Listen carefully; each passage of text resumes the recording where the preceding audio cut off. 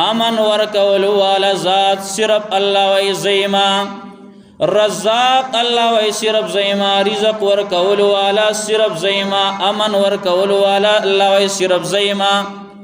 دا نور خو اسباب دی کته الله طرف ته توجه وکړه اسباب با الله نور پیدا کی ځکه اسباب پیدا کون کې څوک دی الله ما بعد فاعوذ بالله من الشيطان الرجيم بسم الله الرحمن الرحيم الذين آمنوا ولم يلبسوا إيمانهم بظلم أولئك لهم الأمن وهم مهتدون وعن أبي هريرة رضي الله تعالى عنه قال قال رسول الله صلى الله تعالى عليه وسلم المسلم من سلم المسلمون من لسانه ويده والمؤمن من أمنه الناس على دمائهم وأموالهم أو كما قال رسول الله صلى الله تعالى عليه وسلم زما عزتمندو مسلمانانو حاضرینو بهر اوریدونکو دا الله تبارک وتعالى ډیر زیات نعمتونه دي په انسانانو باندې او خاص کر په مؤمنانو باندې د الله تبارک وتعالى ډیر احسانات دي الله رب العالمین په دغه نعمتونو کې یو لوی نعمت هغه د امن د زندګۍ هم دی چې الله رب العالمین چاله په کور کې امن ورکی الله رب العالمین چاله په کلی کې په علاقه کې په ملک کې امن ورکی نو دا د الله رب العالمین په عظیم نعمتونو کې دی دا الله رب العالمین هر یو نعمت داغی قدر انسان لاله ورزی چې کله غ نعمت د انسان نواغ استلی شي کله چې غ نعمت ورسره د ته پته نه لګي چې دا د الله رب العالمین څومره لوی نعمت دی که یو انسان په خپو باندې روغ دی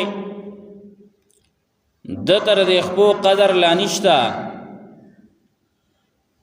د سوچم نشتره چې دا څومره لوی نعمت دی خو چې کله الله رب العالمین د دنه د نعمت واخلي او خپې کار پریدي او خپې کار نه کوي نو هغه انسان داغه نبی ته پوښ وکا چې خپې د الله رب العالمین څومره لوی نعمت دی د انسان غاخ شتره نو ردی نعمت قدر ورسره نشتا او چې کله د غاخونه لاړه غاخونه وخاته ختم شو نو بیا د هغه نه تپوس وکا چې ردا د الله رب العالمین څومره لوی نعمت دی هغه به درته دی وای چې په ټوله دنیا کې بس دغه لوی نعمت دی خو لنډه دا ده چې چا سره څه نشته او څه دی اغستل شوی دی هغه تر ټولو نه لوی نعمت د الله هغه ښکاری هغه علاقی هغه ملکونه چې پای کې امن نشتا هغه تر دې پته لګي چې امن د الله رب العالمین څومره لوی نعمت دی داسې ملکونه په مخ د ځمکه باندې شتا پای کې منځونه هغه نشي کولای هغه د رسول الله صلی الله علیه وسلم دا سنت طریقه ګیرا په مخ باندې نشي پرې خو دی هغوی د دین نور احکامات نشي کولی، هغوی باندې پابندیانی د دغه نعمت قدر کچا ونه که چې د الله رب العالمین د طرفه د امن یو نعمت دی او د دې قدر چا ونه که، نو الله رب العالمین بیا دغه امن اخلی هم. ځکه یو طرف ته که الله رب العالمین رحیم او کریم ذات دی، خو بل طرف ته الله رب العالمین قهار هم دی، او الله رب العالمین دی بندگانو ته صفا دا اعلان کړی دی. الله رب العالمین ویلی دی چې اے زما بندگانو لئن شکرتم لازیدنکم، که چرته تاسو زما د نعمتونو شکر ادا که زه به دله نعمت نورم زیات کم، خو ولئن کفرتم ان عذابی لشدید، خو که تاسو ناشکري وکړه نو بیا زما عذاب ډیر زیات سخت دی. د الله د عذاب پشان د الله د سزا پشان بل څوک سزا ورکولو والا نشتا، بل څوک د هغه پشان عذاب ورکولو والا نشتا. کله الله رب العالمین قهر او غضب متوجی شي، ځکه الله رب العالمین قوانین مقرر کړی دي، حدود مقرر کړی دي چې دغه قوانین او دغه حدود داغي خیال ساتي. شکر کوي، پزان کې د شکر ماده پیدا کوي، په کم نعمت باندې تاسو شکر ادا کاو نو زبد لزیاتم. امن په معاشره کې امن، په ملک کې امن، دا د الله یو عظیم نعمت دی او لوی نعمت دی. کله دې شکر منګو تاسو ادا کا، الله ویل ازیدنکم، زیاد بدل لکم، دا ټول یری به ختم کم. ولئن کفرتم کدینا شکرم وکړل نو زما عذاب سخت دی. ځینې خلک هغوی دا سوچونه کوي او هغوی کله ویره جنگ ښیي، کله ویره کافر وی نو ښه، کله یو خبره او کله بله. ځکه نن سبا دا خبرې ډېرې ډاګېده شوي دي، د انټرنیټ دور دی، نو خبرې خلک ډېر په تیزۍ سره خبر خورېږي، نو مختلف قسمه خلک مختلفې خبرې کوي. ځینې هغه خبرې چې پای کې د انسان کوپر ته رسېدلی دی، د مسلمان نه کافر خو ګڼي، کافران ورته ښه ښکاره شي او هغې ته وپخسېږي. الله رب العالمین خامخا ناراضه کېږي، خفه کېږي چې تا ته ما ایمان پشان لوی دولت نصیب کړی دی او دومره په اسانه درته د ایمان د دولت ملاو دی چې هیڅ مشکل درته نشته. تاسې ځایونه چې هلته ایمان راوړل مشکل کار دی، او هغه د صحابه کرامو دور ته وګوره څومره په سختو باندې خپل ایمان حفاظت کاو. موتا ته تکلیف نشته ځکه قدر نشته. ایمان ډیر لوی دولت دی. او بیا امن عزتمندو دا په څه سره برازي؟ ما ویل چې امن لوی نعمت دی، خدا امن برازي په څه سره؟ نګوره څو پورې چې الله تبارک وتعالى هغه خپي نو امن څوک بسترګو باندې نشي لیدلی. دا غي وجه دا ده چې امن ورکول والا ذات الله دی. هغه ذات چې امن تقسیمي، هغه ذات چې امن راولي. دا الله رب العالمین نمونه وګوره. دا الله په نمونو کې یو نوم دی المؤمن. المؤمن دا المؤمن معنی دا امن ورکون کې. امن ورکون کې دا سي ذات دی چې امن تقسیمي، امن ورکي. نو هغه د امن تقسیمولو والا ذات خوشالول پکار دی. هغه د امن والا ذات د امن تقسیمولو والا ذات داغه خلاف پرې خودل پکار دی داغه نه باغی کېدل نه دی پکار الب الله تبارک وتعالى د امن راولي او الله رب العالمین په تمام یری ختمی کی قسمه قسمه عذابونه نن اکثر په مسلمانانو باندې داغي وجه دادا چې مسلمانانو صرف ځان ته مسلمانانو وي صرف نور چې معاملات وګوري معاملات د کافرو په طریقې سره شکل و صورت وګوري د کافرو په طریقې سره هغه حکمرانان چې هغه د اسلامی ملکونو وي او هغه حکمرانان چې د کافرو د ملکونو وي په یو ځای باندې ودرېږي هیڅ پته نه لګي ټول یو شان داغي د وجن الله رب العالمین خپشي چې ته خو مؤمنی ته خو مسلمانی تخپل شکل و صورت د محمد رسول الله صلی الله علیه وسلم په طریقه ولنه کې تخپل معاملات ولنه سي کې تخپل ناس ته پاستا ولاړه او تلل دا د محمد رسول الله صلی الله علیه وسلم په طریقه ولنه کې تا خو د ایمان دعوه کړله تا خو لا اله الا الله محمد رسول الله دا دی ویلې دی عزتمندو امن دا رسول الله صلی الله علیه وسلم غوښته نبی علیہ الصلوۃ والسلام تیوزل د خندق په موقع باندې جنگ خندق چې کلاو غزوه احزاب مرتوی خندق مرتوی زګای کې خندقونه کنستل شي نو زکه وتا دا جنگ خندق مرتوی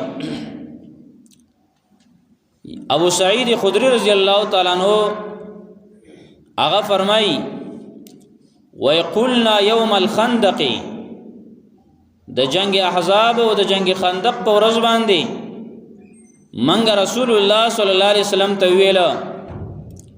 یا رسول الله اے د الله رسول صلی الله علیه وسلم هل من شيء تقوله فقد بلغت القلوب الحناجر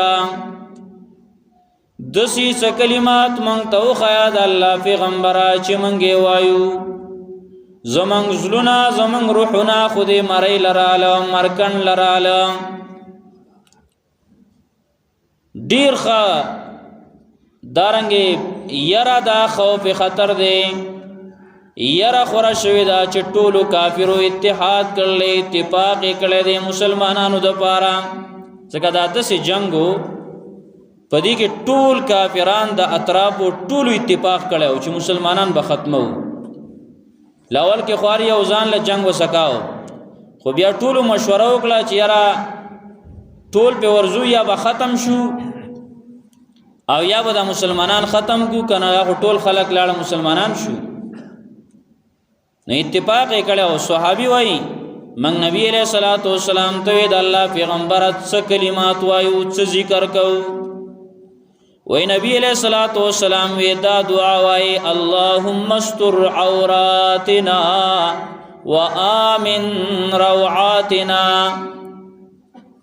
اللهم استر عوراتنا یا الله زمنګا د پردو زینو باندې پرده واچوا او چې معنا ګورا کم ذکر چې کوي نو معنا یادوي ګوره بیا لخوان کوي دا قران کریم هم دی کنه یو هغه انسان چې هغه لا معنا نه ورزیو هغه وای جو هغه وای خو هغه شان خوان ته نشي حاصلولې کم انسان چې هغه لا معنا ورزي هغه ډیر خوان پروت دی بیا د الله کتاب کې نور دی معنا دارا اللهم استر عوراتنا یا الله زمنګ د پردی په زینو باندې پردی واچوا چې کم زینا د پردی دی د پټول دی الله غ پټ کا پاره پردی واچوا وآمن روعاتنا او یا الله منګلا د يرنا امن راکا الله زمنګ یری ختم کا، الله بد امنی ختم کا، امن راولا. دا دعا وای د فتنو زمانہ دا دا وخت ته مختلف قسمه فتنې راخوري او داسې حالات دي جماعتونو کې مسلمانان هغه پیر شي چې جماعتونو کې هغه معاف نشو او هغه خلق چې هغه د قوم د حفاظت د لپاره مقرر شوی دي، هغه خلق چې هغه قوم د حفاظت د لپاره ولاړی هغه په امن کې نه دي، نو عوام بسالي. نو دی وجنه الله تبارک وتعالى طرف ته توجه پکار د زیاته چې اللهم استر عوراتنا، یا الله زمنګ د پردې په زینو باندې پردې واچوا، وآمن روعاتنا، یا الله زمنګ یری په امن باندې بدل کا، زمنګ بد امنی په امن باندې بدل کا. دا د جنگ په موقع باندې نبی علیہ الصلوۃ والسلام صحابه ته خودلو اللهم استر عوراتنا وآمن روعاتنا. نبی علیہ الصلوۃ والسلام دا امن غوښتل دی. دغه شان دا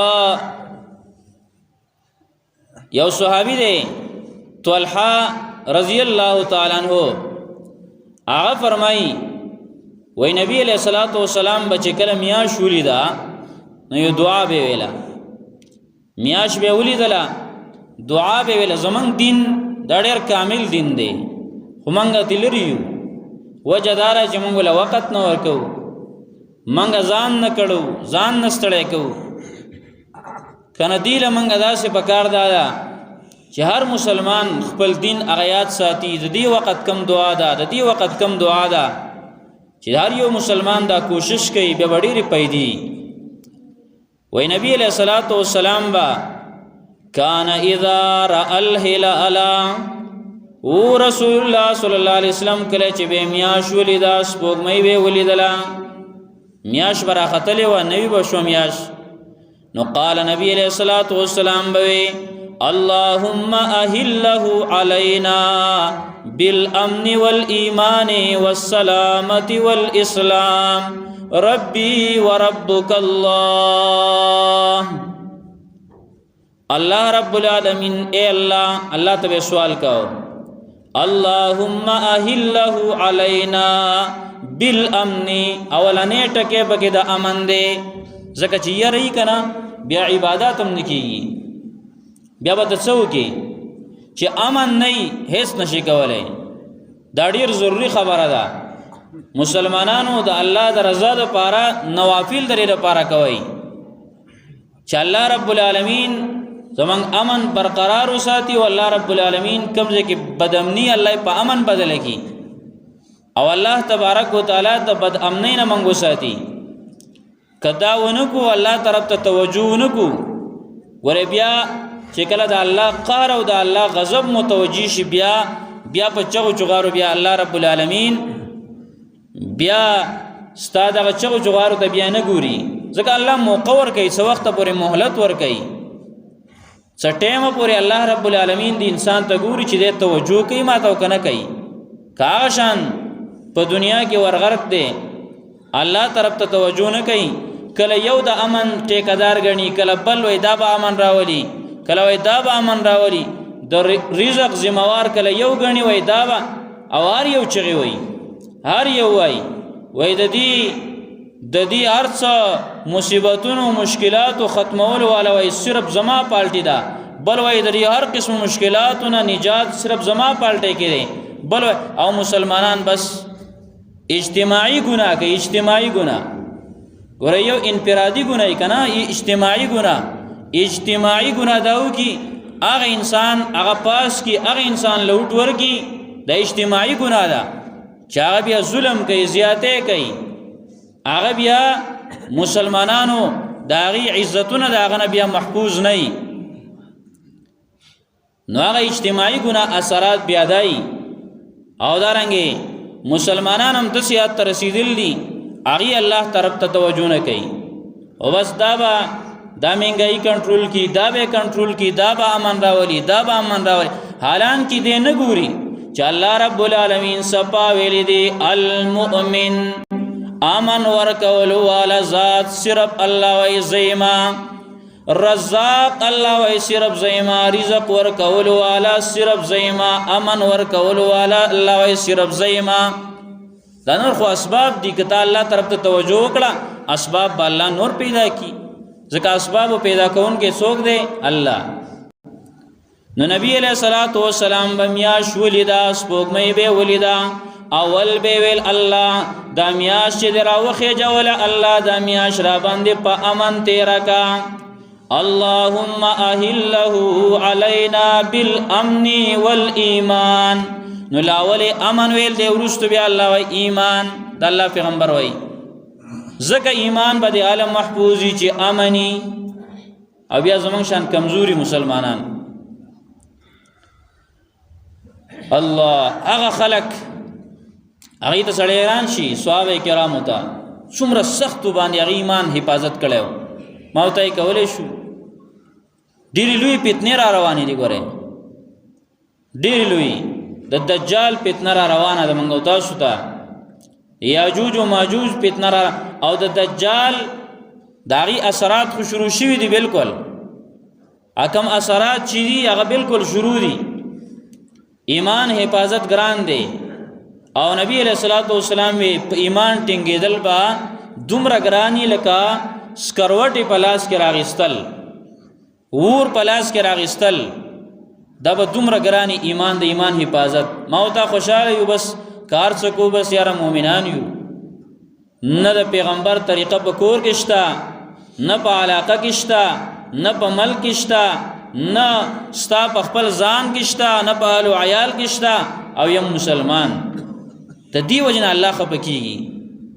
نو نبی علیہ الصلوۃ والسلام دا دعا پکاره چټول یاد کو یو دغه دعا شو د مخ کې اللهم استر عوراتنا وامن روعاتنا نو دویمه دعا چې کلم یا شوینو نبی علیہ الصلوۃ والسلام طریقه دا و دعا به ویلا اللهم اهله علينا بالامن الله د میاش په من باندې راوخه جوانو په امن سره